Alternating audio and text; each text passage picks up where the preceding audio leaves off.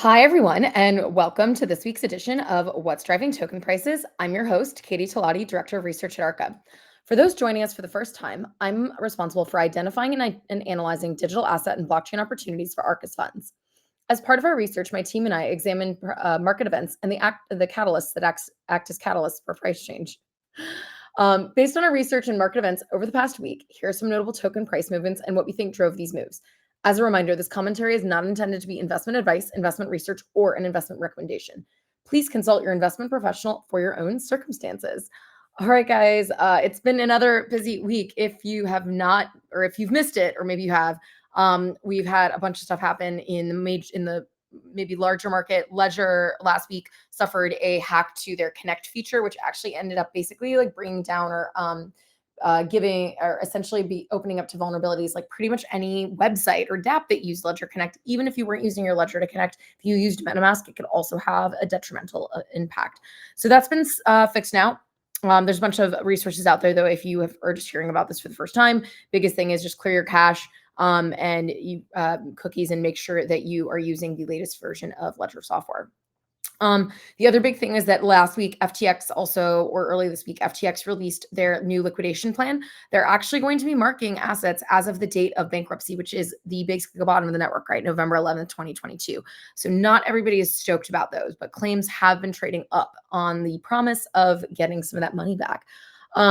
The last bit, I guess, that's important is probably BlackRock refiled some of their Bitcoin ETF application items again. Every time they keep refiling some of these things, there's less and less items that they're kind of fixing or tweaking in their application. And a lot of the ETF analysts out there on Twitter have said that they wouldn't be asked to refile and redo all these different bits and pieces if approval was not imminent.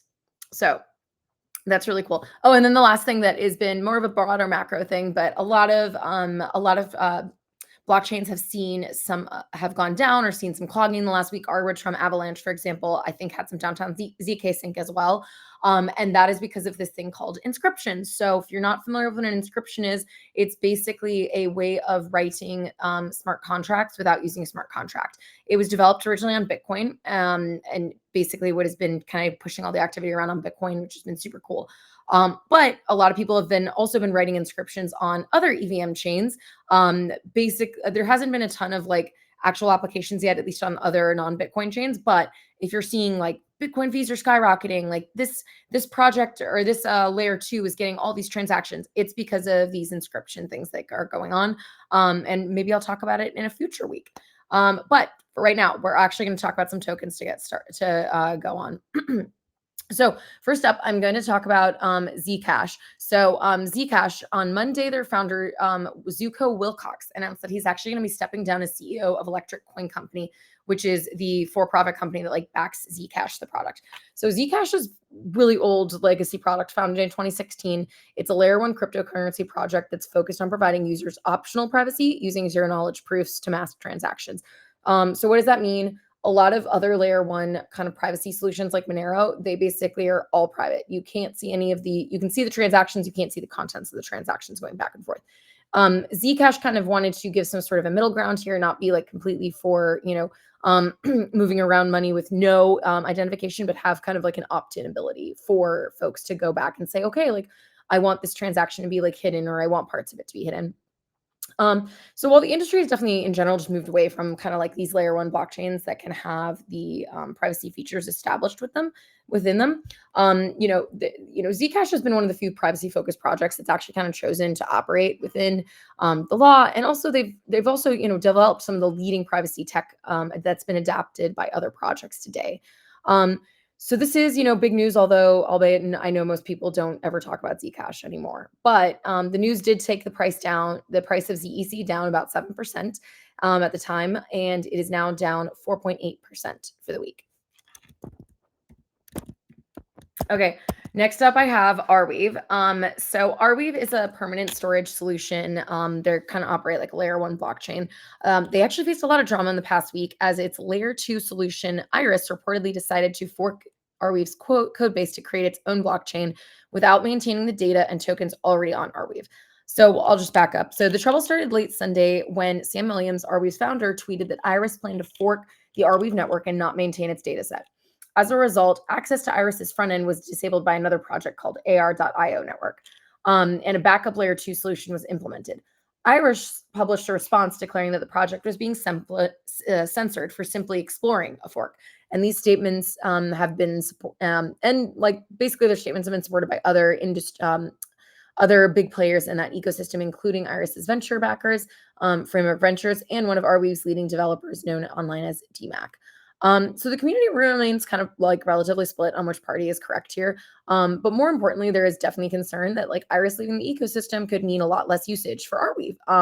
So while Arweave has claimed that most projects using Arweave have already migrated to the layer 2 solution offered by AR.io, Iris is currently responsible for most transactions and data stored on Arweave's blockchain. Transaction on Arweave have yet to see a discernible change in their direction. And for context, their transactions have been absolutely exploding the last 6 months. They're up 30%. They're up on average 36% in the last 6 months. So we'll see how things go. On Sunday, when this news broke, Arweave did decline a few basis points, but has since recovered and is up 10.4% for the week. All right, last we're going to talk about Solana. Big surprise. So Solana mania continues this week with the newest hot commodity, which is now the Solana phone. So the Solana phone was released this summer. I think I've chatted about it before. The sales for the Saga phone have been kind of sluggish. They even basically cut the price by about $400 at one point because most people weren't buying them. The uses for crypto native phone they're not a lot of demand. So a new promotional offer, though, this last week caused the phones to sell out everywhere. So the promotion offered a new customers an airdrop of 30 million BONK tokens, the Dogecoin, which is BONK is basically Dogecoin of Solana, preloaded onto their phone. As the price of the newly released meme coin BONK rose, so did the value of the airdrop. At one point last week, the airdrop was worth about $700, while the Saga phone list price was $599. So clearly, you're getting paid to take the phone off their hands. So the phone has continued to fly off the shelves, with some of the phones reportedly selling on eBay for as much as $2,000. I'm not really sure why people would pay that much when the airdrop's still only worth $700, but I guess now, supply and demand, that's how it works. Sol is up 12% for the week, and BONK has continued to soar, and it is up 44% for the week. All right, guys, that's all I got for you guys this week. I hope you enjoyed our insights. This is going to be the last episode for the year. It is the 20th of December. So I'll see you in about 2 weeks. Enjoy the holidays, whichever one you celebrate. And, tune in here on January 3rd at 1 p.m. Pacific to hear what's driving token prices.